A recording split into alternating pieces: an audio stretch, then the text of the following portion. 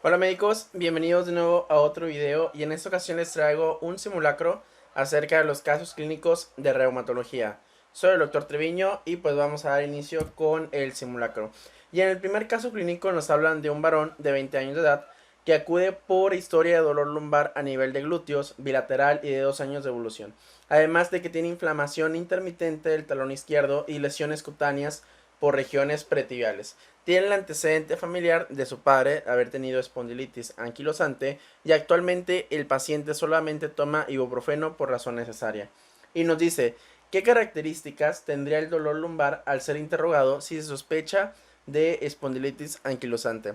Esto es un caso típico de pacientes que son jóvenes, principalmente menores de 45 años, y la característica de este dolor es que no mejora en el reposo, al contrario, el paciente su dolor va a mejorar entre actividad que realice él mismo. Entonces, aquí disminuye con el ejercicio. Si el paciente está activo, le duele menos que si el paciente está en reposo.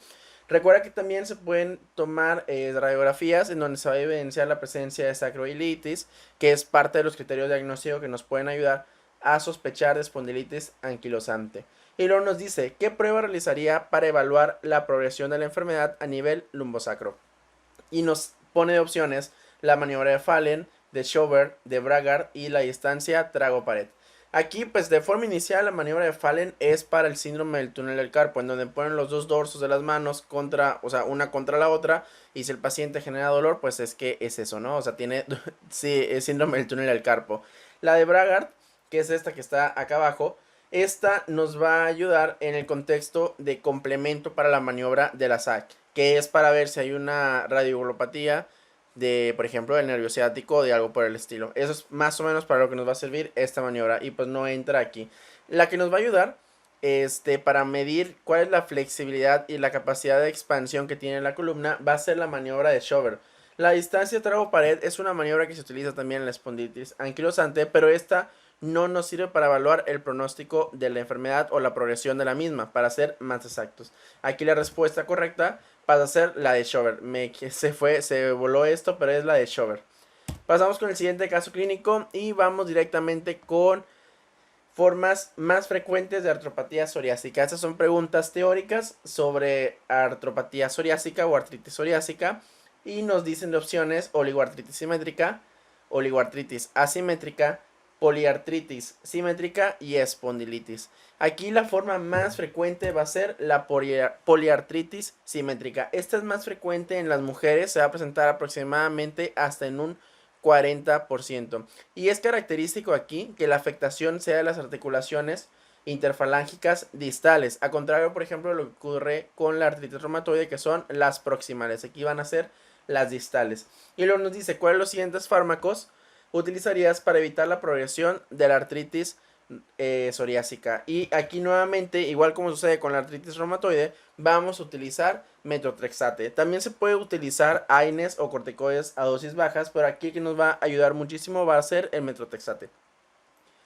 Continuamos ahora con el caso clínico número 3 y nos dice, ¿qué articulaciones se ven más frecuentemente afectadas en la artritis reumatoide? Pues esta ya se las dije. Van a ser las interfalángicas proximales. Es una de las cosas que tienes que aprender a hacer muy bien la diferencia entre artritis psoriásica y artritis reumatoide. La psoriásica dijimos que van a ser las distales, mientras que en esta van a ser las proximales. Y luego nos dice, ¿en qué consiste la deformidad en cuello de cisne? Este va a ser un estiramiento o una extensión propiamente de la articulación media del dedo. Y que además va a haber una incurvación o flexión de la articulación más externa. ¿Y esto qué quiere decir en palabras de español? Es que va a haber una hiperextensión de la interfalángica proximal con una flexión de la interfalángica distal. No ponemos imágenes, ya saben por qué.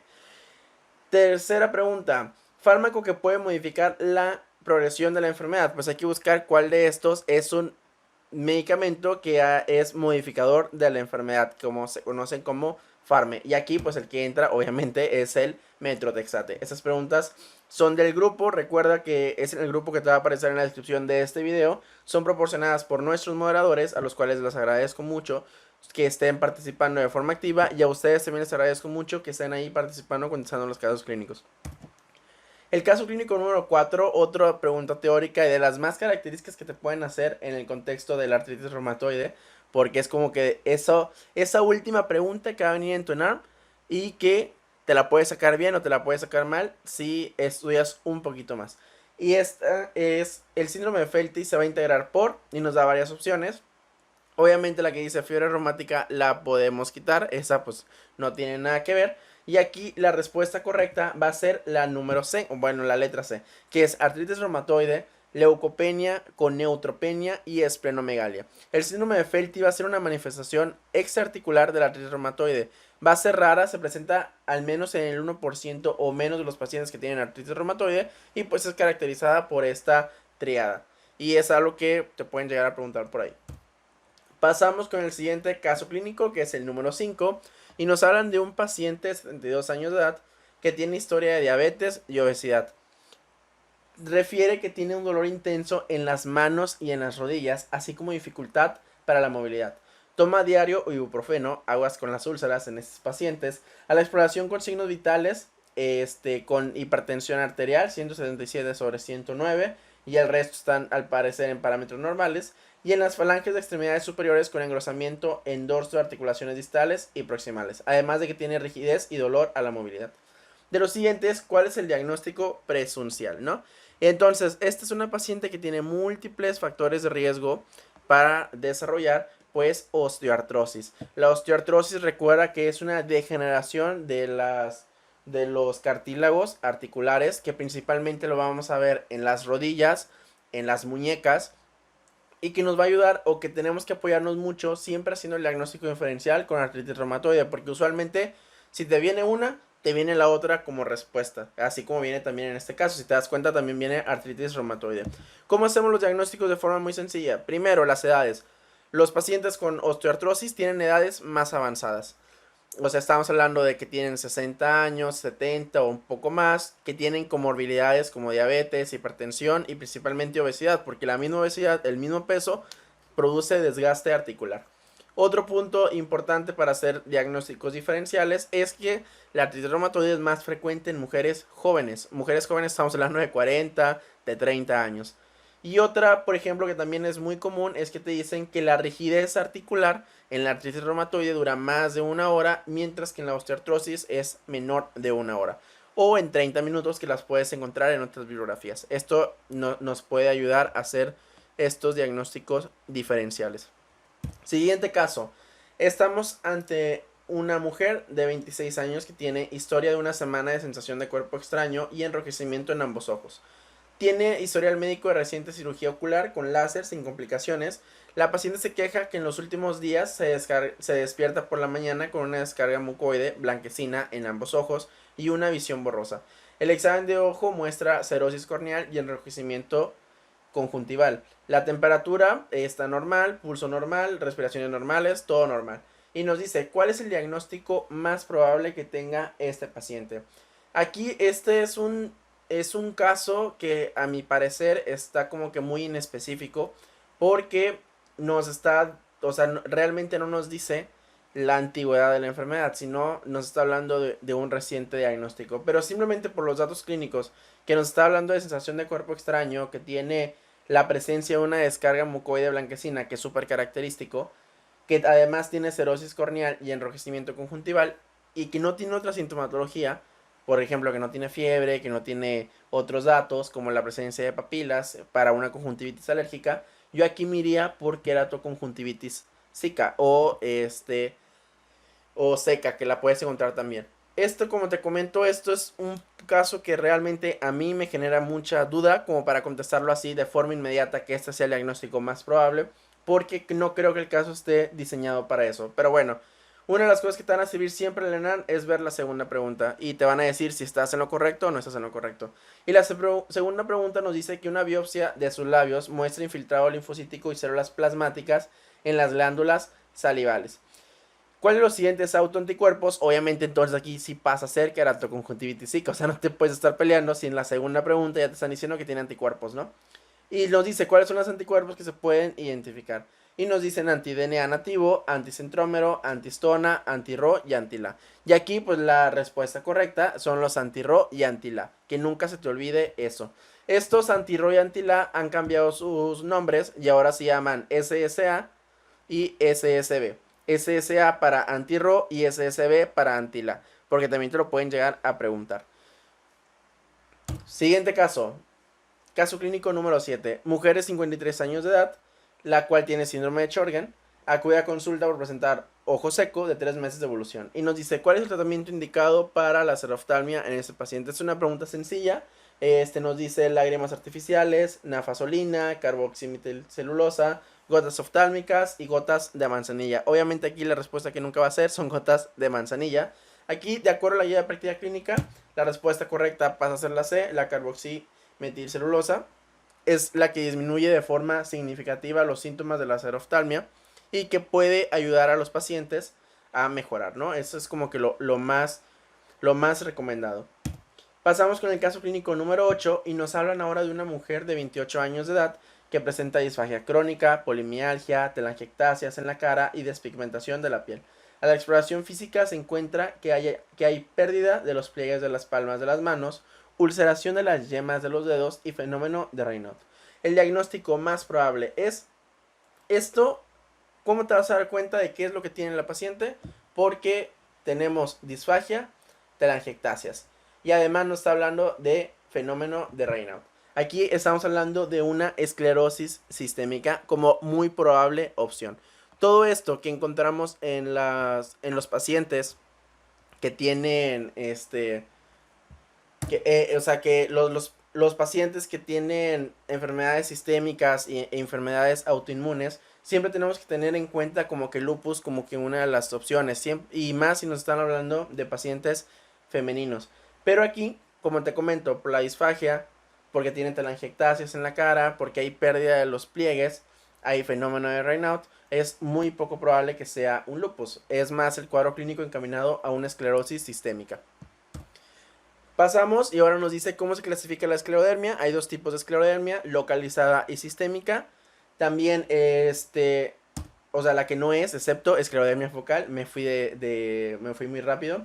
La número 2 nos dice, el fenómeno de Raynaud es una manifestación habitual y está presente años antes de presentar la enfermedad. Esto es algo cierto, las pacientes o los pacientes pueden llegar a tener fenómenos de Raynaud antes de que lleguen a tener una esclerodermia como tal. ¿Cuál es el tratamiento para la afección articular en la esclerodermia? Pues aquí pasan a ser los corticoides más los AINES. Esta también es una de las preguntas clásicas que te pueden llegar a hacer por el compromiso articular que tienen los pacientes. Pasamos con la siguiente caso clínico y estamos en el caso clínico número 10. Y nos hablan de una mujer de 32 años de edad que se presenta a la consulta ya que desde hace 4 meses presenta pérdida de peso, disnea de medianos esfuerzos, astenia, dinamia, hiporexia, aparición de una lesión dérmica en la frente, úlceras en la boca, dolor e inflamación en la mano derecha, rodillo y tobillo izquierdos, o sea, tiene todo esta paciente. A la exploración encuentras una lesión redondeada localizada en frente, con borde eritematoso y centro atrófico. Tenemos también úlceras en los carrillos, soplo sistólico pulmonar y artritis en rodilla izquierda. Los exámenes de laboratorio nos dicen que está anémica, que tiene leucopenia porque tiene menor de 4000, linfocitos de 1400, plaquetas de 150.000, factor reumatoide positivo, el ego reporta hematuria y proteinuria. Y nos dice cuál es el diagnóstico más probable que tenga nuestro paciente.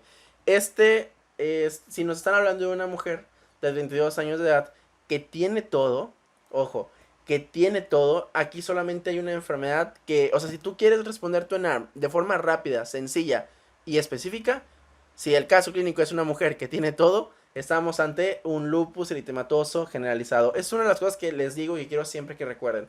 Traten de identificar estos hacks, estos consejos, estas cosas que te muestra el ENARM, que te dice el ENARM, que te grita el ENARM y que te van a ayudar más que nada a contestar de manera correcta a los casos clínicos como este. Siguiente caso, caso clínico número 11. Son creo que 16 casos, entonces son poquitos. No vamos a tardarnos tanto en este simulacro. Estamos ante un paciente masculino de 30 años de edad que tiene debilidad proximal de la cintura escapular. Ya cuando te dicen proximal, tú ya debes de tener la respuesta correcta. que va a ser a nivel escapular y pélvica. Tiene CPK elevada y aldolasa elevada, BCG y PCR elevadas, que te están hablando de un patrón inflamatorio. Y además ha presentado tos crónica no productiva de 6 meses de evolución, con disnea progresiva y artritis en articulaciones metacorpofalángicas bilaterales. Y nos dice, ¿cuál es la sospecha diagnóstica que tiene nuestro paciente? Como no estamos ante unos datos propios de que estemos con una alteración dermatológica, pues aquí no podemos hablar de dermatomiositis, solamente hablaríamos de poliomiositis. Y es muy característico esto, que exista debilidad proximal de la cintura escapular. Esos son como que los datos más característicos que se pueden llegar a presentar. Por eso aquí la respuesta correcta es polimiositis. Si tuviese las alteraciones cutáneas o las lesiones cutáneas, pues ya podríamos hablar de una dermatomiositis. La pregunta número 2, al examen físico usted documenta crépitos intensos, bilaterales y con francas manos de mecánico. ¿Cuál es el autoanticuerpo más asociado a esta presentación? Y aquí, pues obviamente nos están preguntando el anticuerpo ya, o sea, ya en el examen físico, a lo mejor aquí sí podría entrar que sea dermatomiositis, porque ya el examen físico nos dice propiamente que sea alteraciones dermatológicas, ¿no? Aquí el anticuerpo, ya para no estarnos yendo de más, va a ser los antijo. Siempre es muy importante que los tengas muy en cuenta cuáles son los anticuerpos de cada una de las enfermedades. Los antijo van a ser pues para dermatomiositis, para polimiositis. Los anti-SCL70, como dice SCL, esclerodermia, van a ser para esclerodermia o esclerosis sistémica. Los anti-SM o los anti-SMIT, que los vamos a utilizar para hacer el diagnóstico de lupus, y los antinucleosomas, que son algunos que encontramos en lupus. Entonces aquí la respuesta correcta son los antijo 1.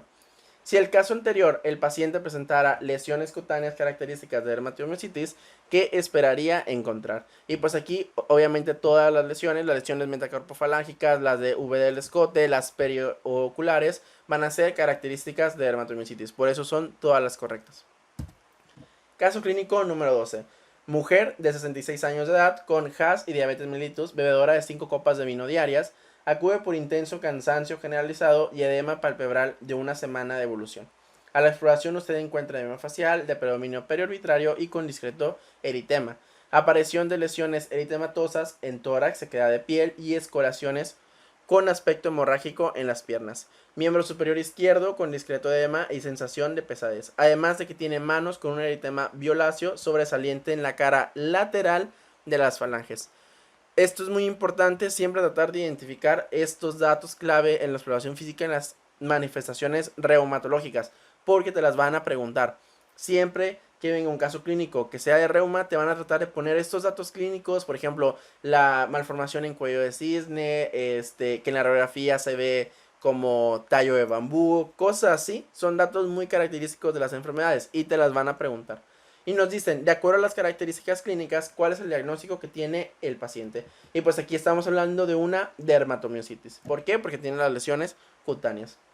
Y luego nos dice, ¿cómo se llama el signo que presenta en las manos? Y nos dicen signo de Growen, signo de Gotrón o signo de Heliotropo.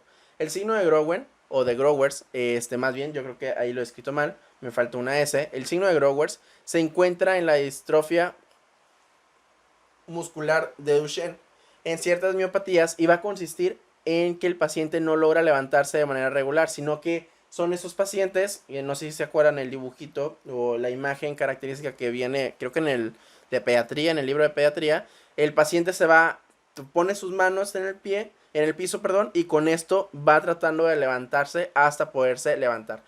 Primero las manos en los pies, después en los tobillos, después en las rodillas y así se va incorporando. El signo de Gotrón, por su parte, van a ser máculas o placas eritematosas violáceas que van a aparecer en el dorso de las articulaciones interfalángicas y metacarpofalángicas. Y es por eso que esta es la respuesta correcta, el signo de Gotrón. El signo de Heliotropo es un signo que también aparece en la dermatomiositis, pero van a ser este edema violáceo característico que se va a presentar alrededor de los párpados, que de hecho más o menos lo describe que también lo tiene la paciente. Esto es como que más que te pregunten el Legotrón, yo creo que te van a preguntar el signo de Heliotropo. Y te recomiendo muchísimo que los busques en internet para que veas cómo se ven, por si viene alguna imagen en tu honor. Nos dice cuál es el tratamiento de primera línea que debe recibir el paciente y pues aquí son los AINES. Nunca vamos a iniciar de primera línea corticosteroides a menos que estemos ante una arteritis de la temporal. Caso clínico número 13. Nos hablan de un varón de 65 años de edad, el cual acude por cefalea de varias semanas de evolución. La describe como pulsátil del lado izquierdo, dolorosa la palpación de ese mismo lado. Tiene el antecedente de tener anorexia, pérdida de peso desde hace 2 meses.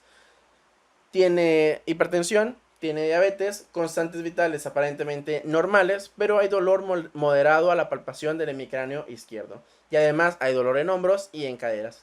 ¿Cuál es la sospecha diagnóstica que tenemos? Estamos hablando de un varón mayor de 60 años que tiene un dolor de cabeza pulsátil, doloroso, muy doloroso la palpación. Aquí si te ponen BCG elevada, pues ya te hicieron prácticamente el diagnóstico. Y así es, estamos ante una arteritis de la temporal.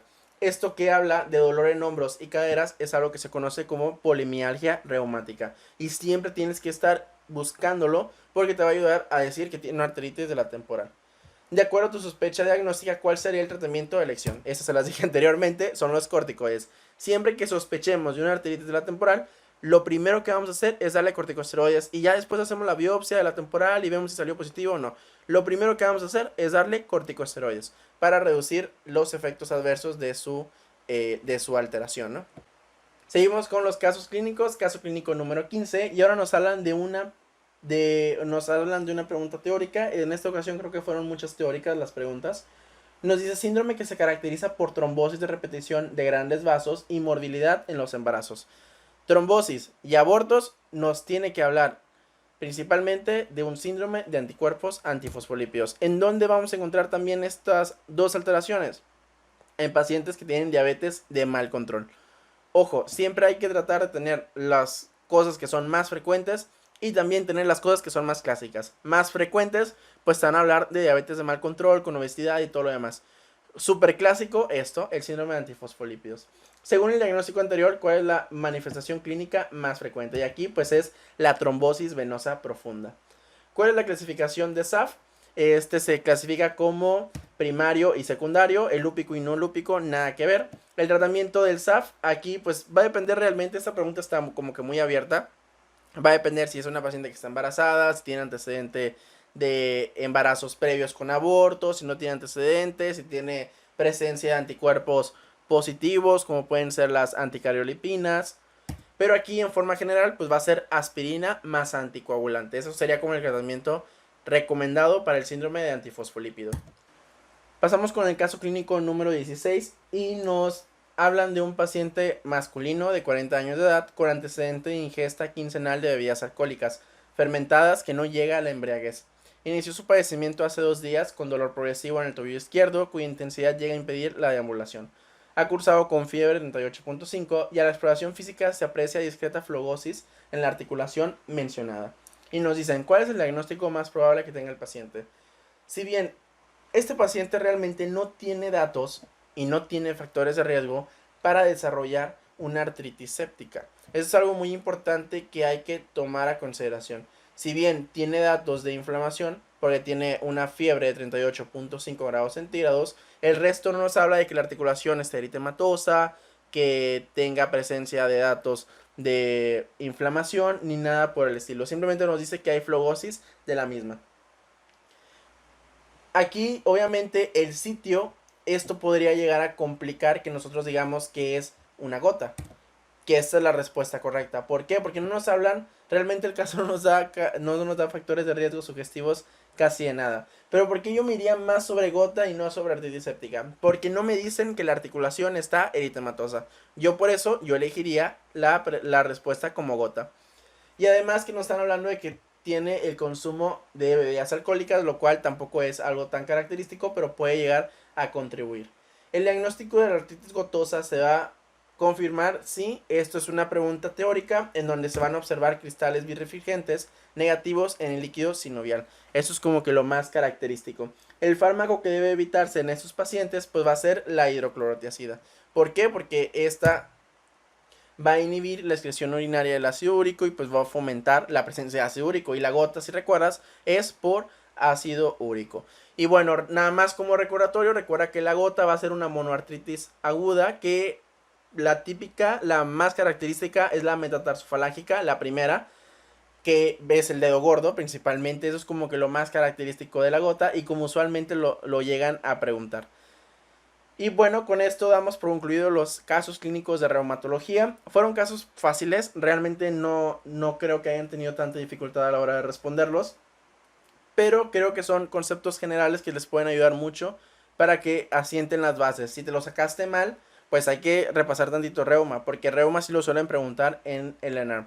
Así que hay que repasarlo porque realmente no están tan difíciles. Bueno, con esto damos por concluido el video. Espero te haya gustado, espero dejes tu like si fue así y por supuesto que los compartas en tus redes sociales para poder llegar con otros médicos que se puedan beneficiar del contenido. Soy el doctor Treviño y nos vemos en el siguiente video. Chao, chao.